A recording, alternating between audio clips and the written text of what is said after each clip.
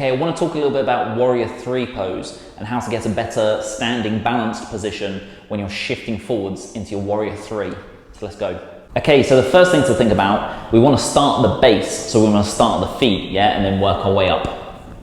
So we want to think about foot placement, grounding down into the foot, so pushing the foot into the floor as much as you can, then lift the toes and then really grip them into the mat, yeah? So almost think about your toes as extra fingers going into the floor.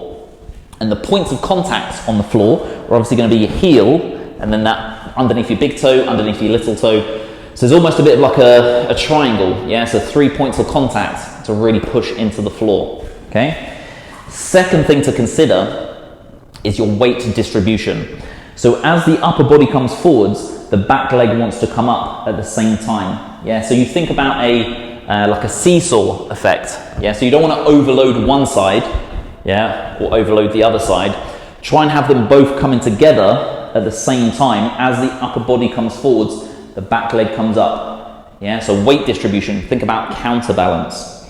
Third thing to consider is where you're looking. So where your eyes will go, you'll probably follow, okay? So when you move into your Warrior 3, I tend to look down in front, yeah? So then my head is nice and level. I don't want to be looking forwards or looking out to the side. So try and think about your focus point, your drishti, just kind of looking down, yeah? So we've got the toes gripping into the floor, grounding down through the feet, keeping the hips stacked on top of each other as you go forwards, yeah? So you don't want to hinge that way or pop the other way. Keeping everything nice and straight and level.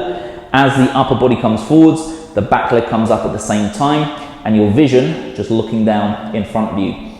Options with the hands, so you can come into a prayer. Sometimes I like to get the students to go into a sort of aeroplane mode, yeah? So that kind of helps out with balance, or sometimes Superman at the front, yeah? So you can take some options with the hands. That sometimes helps with your balance and stability. But think about those 3 things: foot placement, weight distribution, and where your vision is, okay? So next time you're into your Warrior 3, take those into consideration.